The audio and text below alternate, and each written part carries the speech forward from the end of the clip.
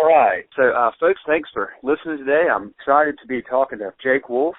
Jake and his wife Shannon own Capital Club 16 in Raleigh, North Carolina, which is a phenomenal family-owned restaurant. I can say that with certainty. I've been there several times.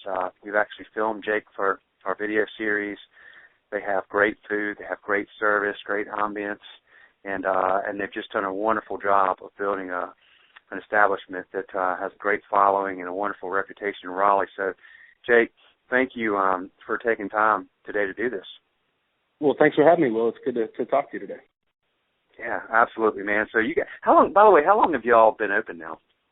So this summer is going to be 5 years for us. I can't believe it's gone that quickly, but this June will be 5 years. The only proof is that our son was newborn when we opened. Now he's peeling potatoes, so that's the proof to the pudding that we've actually been around that long. It's been an awesome run so far, and we hope to have many more years here. That's great, man. So you got, and actually we were just talking. So you all are closed on Mondays routinely, as you are today, which is a good time to kind of catch your breath. And I imagine a lot of times end of the day you're doing some work. Some repairs and some upgrades and things like that. I mean, what is it? A typical Monday? Is it split between doing that kind of stuff and then just kind of handling the business of the business, if you will, or what do you think is important for y'all to kind of take a day every week to not be open and work on other stuff? Well, we are open until 2:30. We close for lunch and then we don't reopen for dinner. So Monday evenings is our day to catch up from the previous week, whether it's inventory or ordering, any sort of light repairs, and also too just to caucus and meet with our managers and meet with my wife Shannon, who plans the special events, special menu planning, and just things like that, because it's hard to do that when the restaurant's open. And we thought Monday nights is a good time where we can just meet in here, go about organizing the upcoming week, and see if we need to address anything from the previous week. Good deal. And so that you guys been that's been a good format for you all, and it's worked well. And you find that there's probably a lot of things that can get overlooked if you don't have that time at some point during the week, I would imagine, that are hard to find time to get to, that are really important parts of the business, aren't they? Yeah, you're definitely right about that. We are a mom-and-pop restaurant to the bone. I mean, it's my wife and I and my son in this thing, and we're all hands on deck all the time. And just to have one shift where we're not open actually lets us catch our breath, lets us kind of reorganize. And if we didn't have that, it would be very difficult to fit those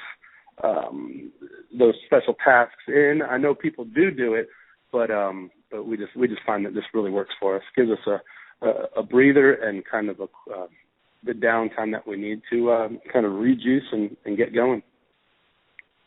Yeah, man, and you all really are. I mean, you say your mom and pop to the bone, and you truly are, to the point that one of the things I think is really interesting about your vision for what you're doing is that you call it an extension of your home, and I've seen that. But talk a little bit about that and why y'all look at it that way and what that means to you. Yeah, so that is kind of how we refer to Capital Club 16. We've decorated with treasures that we found in different family members' attics or basements, or actually our big back table is my parents' old kitchen table. So it's something that it gives us the warmth and the feeling that, okay, this place is Capital Club 16 is where we're going to be a lot of the time, so we better make it homey and make it feel good. And I think a lot of that can translate over to our guests. They feel the same thing when they come in. A lot of our staff too has been with us almost since the beginning, and it's just familiar faces, familiar, good, comforting food, and just a good, positive atmosphere is kind of how we try to run our restaurant. And a lot of times we do feel like we're at home here, not just because we're here all the time. That's a plus, and I mean that in a good way, because we love doing what we do. We wouldn't be doing this if we didn't love it. My wife has a background in television, production and fashion, and I've been a cook all my life, and it's just something that we've found that we can do together and raise a family, and it is an extension of our home. Let me ask you something. So you mentioned, because I find this is really cool, is you said a lot of your staff, have been around since the beginning, and this is an industry with a lot of turnover. I've seen, what I believe is, a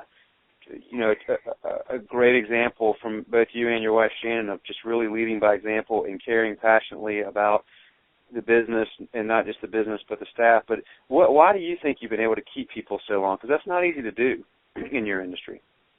Yeah, you're definitely right about that, and that's the key to keeping consistent service and just the good energy around the restaurant is having a good staff and really a good family working with us. Not the mentality of working for us. It's we're all working together. We're all in this thing together. And so that's kind of how we look at it. We're more important about finding people who care, because you can't train someone to care, but you can train someone to, do any sort of technical job in the restaurant. But caring, that comes from the heart, and we really look for those people. And those that we do find that care, we try to really hold on to them. And if they have things that they need to do in their personal life, and things come up, we are definitely trying to work with everybody to just make this an environment where we're understanding people's needs. If they need time off, we try to work with them on that. And if someone is struggling or something, we just try to coax them along and keep it positive. And really, it's kind of I don't want to say cheesy, but smiles are contagious and good energy is contagious. But it really is. It really truly is. If someone's having a bad day, it will kind of morph to the next person. And if someone can stymie that with a big smile and kind of lift them up, then everybody gets turned around and they're back on their feet, and we're ready to take care of business. Yeah, and you all are always, you and your team, you do seem to, you just have a really good, positive energy and vibe the several times that I've been there. And one thing I know that you've mentioned is the importance of, your presence is, Shannon's presence as owners of the restaurant has been, I think, a really important part of your success. Do you agree with that? Because you're there so much, that has really been a key aspect of why you've been able to do so well with Capital Club 16? Well, yeah, I do agree. I do agree with that to an extent. You can't be here all the time, so that's why it's so crucial to have a great staff. But the fact that we do try to really make it a point and be here, even on our nights off, we'll come in and eat as a family at the restaurant. And the price is right. Just kidding about that, but other is it is fun to be in here. We do enjoy being in here, and if the folks working with us see that, if the customers and the guests that they see that, then that can only be a good thing.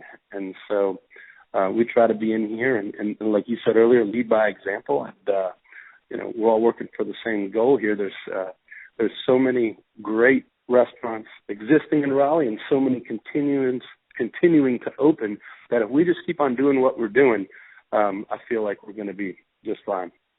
Do you think, do you look at it sort of like, because there are a lot in Raleigh. Raleigh's an exceptional town for independent restaurants in particular, really good, well-run, successful places like yours and so many others. Do you sort of look at like a rising tide lifts all boats when you see others opening, around you? I think when we see these new places open and people in town opening multiple places, or new chefs coming to town, or new restaurants coming to town and opening, it just makes us know that we have to keep our game on. We have no time to get too comfortable with what we're doing, because there is that chance that someone will go to someplace else if they don't come in and have an awesome visit with us. So we really try to keep our game up, try to keep pumping out some awesome local specials, menu items using local ingredients. Also trying to having really fun restaurant events, whether we're doing wine dinners or beer dinners or casks, local beer casks, that type of thing. But definitely Raleigh is a city in the surrounding area that definitely supports the local, locally owned locally owned restaurants, and it's one of the places cities where I've been to where so many of the locally owned restaurants are powered by the chef in the kitchen being either owner, part owner, something like that. So everybody's got stake in it, and you can tell by the love and everything that goes into the food, and not just the food though, the total appearance, the total package of the restaurant. Talk to me a little bit about your philosophy on your menu, and how do you find the right balance between having enough options and then not overwhelming somebody with too many options, to where you know that everything that you cook is going to be really good because you're focused on a certain number of items on the menu? Yeah, that's a good point there. That's a good question, because with the keeping the menu fresh and exciting and also not overwhelming is a tricky. It's a tricky thing. It's like having a few balls in the air at one time, because you are also you run into, if you do go too big on the menu, you run into not selling certain dishes, and then you have storage issues as well. So it is a happy medium of keeping your vision clear of what you do at your restaurant. We're American food with some European influence, primarily German, because I lived in Germany for a year and was a chef at a German restaurant in New York City for 5 years. So that is our influence. But by any means, we're not a German restaurant. We do a lot of local ingredients, a lot of vegetarian food. Shannon's a vegetarian, so she balances me out. So we make sure that we have something for everybody on the menu, and staying in those guidelines of the traditional American with the European style food. You could come in and get a brat on a roll or a vegetarian sandwich for $6, $7, $8, $9, or you could come in and get a North Carolina fresh fish or a steak for around $20. And it's just, we want to have, if those people search out for a traditional German dish, we want to make sure we got at least one or two of those to offer, because people make the effort to come down for those special niche things too. It's funny because when we first opened, people thought they read my background and all this and that, and they thought we were going to be a very kind of German heavy restaurant, but we turned out to kind of surprise a good amount of folks, is because we did offer those vegetarian dishes. We had dishes with quinoa and local vegetable rice skillets and awesome vegetarian grilled cheeses and things like that really can appeal to different folks. If you come in with a group of people, some are vegetarian, some are not, we're a good place for that, because we can cater to those needs. Tell me a little bit about the difference between, so you were a chef for a while, and there's a lot of folks that are great chefs, but then making the transition from being a great chef to being a great owner. For some, they figure it out. For others, it's hard. Like, what do you think about that? And how was that transition for you? And what advice would you have to somebody that says, gosh, I've been a chef a while, and I've been working for other people. I really want to own my own place. What are the things they need to think about as they go into doing that? That's the $1 million question right there, because I spent a lot of time in my past training to be a cook and working my way up from different positions in the kitchen to a chef. And then, I'm talking years and years of doing that, and then decide to make the jump to restaurant owner and chef, which is tricky because most chefs are like detail freaks and just want to cook every dish that goes out of the kitchen and prep everything, because it's not a delegating thing. It's more of like we want to do it. And if you're really into it and you love doing it, you want to cook all those dishes. And then you have to start delegating more and understand that you can't do everything. You can't cook every dish for lunch and dinner that goes out. So then you surround yourself with good people who care, that you can train, and that have the same goals and believe what you want to what you're trying to put forth, and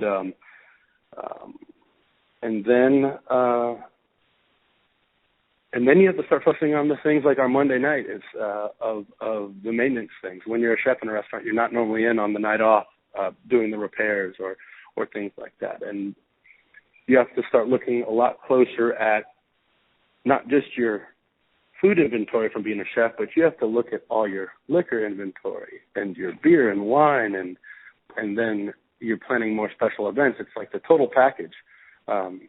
Being a chef is no easy task, and it's not for everybody, but the people who love it and are that into it and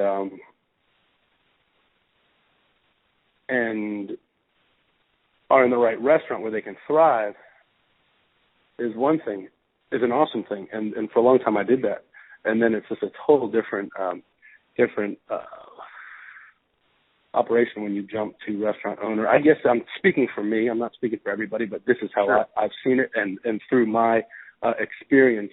And I can't be in the kitchen and do as much as I used to because I'm dealing with, all the other things. And then on another note, it also gives you, when you're not cooking every dish that goes out of the kitchen, it gives you a chance to go out and actually talk to your guests and get to know the folks, get to have a beer with them at the bar, share a beer, and talk about stuff, and it becomes more of like a family thing too. They're all coming over to your house to eat and host them and talk to them and that sort of thing. So I hope that kind of makes sense. No, it makes a ton of sense. It really does. And it seems like, like those things, particularly things like inventory and accounting and things that are the sort of non-sexy business side of the restaurant business, are so crucial to get right and make the difference between success and failure a lot of times. But maybe are, overlooked sometimes by folks that, are really more into the creative side of the cooking side. Would you agree? Absolutely, 100% agree, because when you say something like that, you get so many and you get a chance as a cook and a chef to be creative, and then you have to hone it into being creative and also profitable, because if we're not making a profit, we can only do it for so long. And it is all about being a successful business, and that's the biggest challenge. It's like some of these, you can be an awesome, fantastic chef, cook, come up with the best dishes, and that's a really rad skill. But to do that and be able to have a restaurant that's successful and stay in business is amazing, because I'm just saying, as I look at some people that are in my community that do that, and I'm totally like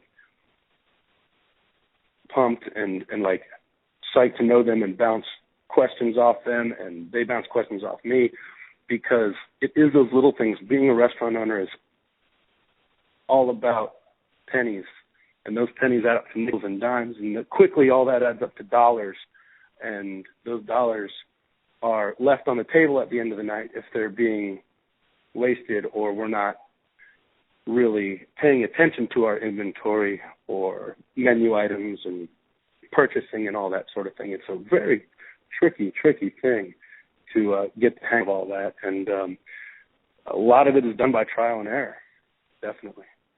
How do you get your staff to understand that? And let me put this question in a little bit of context, because it's one where when I worked one summer years ago in the kitchen in a restaurant, doing prep and making salsas, and I'll never forget the guy that ran that restaurant, GM, would come back there, and I would have like shredded cheese, and I would have like shredded cheese spilled on the counter, where I had been like just not particular with, getting it all where it needed to be and putting it in the container.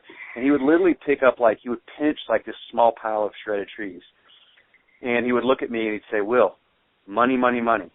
and he would put it, you know, in the container. In other words, like I had spilled it out and I was sloppy. And I didn't care. Mm-hmm. Like I didn't get it at the time. Now I totally get it. Like money is what you were just talking about. It's a pennies business, but pennies times one is, you know, not that big of a deal. But pennies times 20 times a day times 365 days a year times 10 years is thousands and thousands and tens of thousands of dollars. It's really important. So how do you get your staff to understand? Because it's your baby and you run the business, so it's important to you from that perspective. Plus, you see the numbers, and so you're very finely attuned to them, aware of them. How do you get your team to understand that and think like that as well? Oh yeah, it's a difficult thing because when you're working for somebody else, you're conscious of that stuff and you're wary of okay, you know, we can't waste. We need to keep our percentages under a certain amount. But when you are actually writing the checks and then seeing the bank account and then, you know, doing the ordering and doing all that stuff, it's like almost, I can get a little radical on this sometimes, but it's like opening your wallet up and if someone's going to throw something away that doesn't need to be thrown away, or they're cutting too much off the trim of the chicken or the end of the zucchini or something like that. It's like me opening my wallet. And I said, should I just throw these dollars into the trash? You know, it's something along those lines because that's basically what it is. And it's also another point too is the same thing in the kitchen with actual food waste. Then you have, you know, overpours on drinks, giving your friends too many drinks. Because if they're your friends, they're going to come in and support and pay to be at your restaurant and bar and be happy to support by paying. You don't need to give all your friends free drinks. Then you look at the labor end of things. Even if you're a server and you're making whatever the base server rate is, I don't know, it's like between $2 and $3, somewhere around there. And my wife handles the payroll, so I don't know exactly what the servers are making. But even if a server spends on an extra 15 minutes to 30 minutes, you know, that's an extra $1 or $2 on the payroll. And to them, it may not think of much. It may not, you know, think of much, you know, that they're going to be wasting or whatever on the clock. But if everybody's doing that, if everybody's staying on the clock an extra 15, 20 minutes to 30 minutes to an hour and you're a server, that adds up to, like you said with the food, it can add up to hundreds and thousands of dollars eventually. And you have to look at that, okay, so this person stays on an extra 30 minutes every time they work. This guy's cutting too much of the tomato off the core and throwing it away. It all adds up to, you know, are we going to be able to buy that new keg system at the end of the year? Something like that. You know, that's how I feel. Yeah. Yeah, which is a really tangible example that people can relate to. Yeah, I just found that to be really interesting, and it seems to be, just from talking to so many owners over the years of, you know, with doing this kind of stuff, it seems like that's like you guys that get it and that figure it out and that are successful like y'all have been, that always seems to be something that's so important. And so it seems like, so if you're listening to this, it's just something to never lose sight of, is how critical those small little things that seem small can add up to be so important and can really make a difference between, you know, success and failure, or, you know, great success and just getting by or whatever. Golly. Hey, Jake, I really appreciate you doing this. I really admire what y'all have done. I loved doing the videos when we were there with you. They were so awesome. I loved just listening to you talk about, you know, your philosophies, and I've enjoyed talking to you today. And you really are a guy that I think, you know, I know everybody in your community admires what you're doing, and I do too. And you mentioned sharing, or, you know, talking to other folks there. Do you have like a lot of do you have a good group of other restaurant owners around there that, you know, maybe are friendly competitors where you share ideas or you learn from each other, or how do you handle that? It's in town here in Raleigh. It's I guess it's a broad variety of restaurants now where nobody's really doing the same thing. Yeah. So those that I pick their brain, and they come over here and we'll have a drink and just talk about, oh man, blah blah blah, how was your weekend, and this or that, or hey, are you still getting the same oyster mushrooms from the Raleigh City farm? Yeah, and have you gotten this from this farm? And there's a lot of that sharing knowledge and wanting to help this scene grow, which is cool, definitely. Yeah, which is a good thing to have, and a good, just smart way to just, I guess, not look at everybody as a competitor, but maybe more, if everybody's helping with each other's success, and it's a good thing. And Raleigh is a good place for that. Do you, one thing, I want to ask you one more thing, and I'll let you go, but one time you said to me, don't buy a wine because somebody, don't put a wine on your wine list because somebody sold it to you. Put a wine on your wine list because you had it and you enjoyed it, and it was something that, you thought was really good. And I probably butchered your quote, but the point being that, you really have to put yourself into every decision you make for the restaurant. And I thought it was such an important thing that, you're even just decisions like that. Like, I'm going to put this wine bottle on there because I really love the wine, not because, some wine salesperson convinced me that it was good. That seems to be an important part of the way that you operate as well. Oh yeah, I think that is that's totally crucial. I'm kind of tucked into the corner of our bar right now because the guys are replacing the sink in the bathroom, so it's the quietest part in the restaurant. But I'm looking at my back bar, and we've got about 6 new wines from Austria and France that are just totally fantastic wines. You can't pick them up in grocery stores. They're just super tasty, and they go well with our food. And some of them are a little bit off the beaten path, but what we do too is we don't try to sell wine by too many technical terms. We try to get them to taste it. So we'll pour you a little taste as you come in. Hey, what does the Frankish taste like? Which is this great Austrian wine we have on the menu now. And just and we just give them a little nip, a little taste, and say, hey, if you're going to eat this tonight, maybe this will well. And they might like it, might not like it. Then we'll try it again with something else. But yeah, it's really important to go through your menu and cook for yourself, because if you cook for yourself, if you're liking the food, that's what I tell the cooks too in the kitchen. It's like, hey, taste this, and would you eat it, and would you be psyched on it if you did eat it, and that's how all the dishes have to go out. We've got 4 taps on our little beer system here. A couple of them are German, and a couple of them are local, and we get good calls for both of them, and it's fun to see friends and staff and folks that are close to the restaurant enjoying the same things that we enjoy. That means like we're all on the same page, and they know that we are putting the heart into it to put something out there that we really care about, and that we're sharing with people, and we all can have fun doing it together. Awesome, man. Well, you clearly got your heart, your passion, and love in your business, and I just really admire what y'all have done, Jake. So congratulations on 5 years of success, and here's to many, many more. And just thank you so much. Again, you've always been so kind to take your valuable, precious time to help us with things like this. So all of us here at Schedule Fly really appreciate it, and I know anybody listening to this will get so much out of hearing what you had to say. So thank you very, very much. Well, thank you, Will. We definitely appreciate what you guys do. It made my wife's life a lot easier. She's the producer of the bunch, and we're definitely psyched to be a part of the extended Schedule Fly family. And anything you guys need when you're in town, come see us. Count on it, man. Y'all take care. Tell Shannon I said hello, and we'll talk again soon. Will do. So long. All right. Thanks, Jake.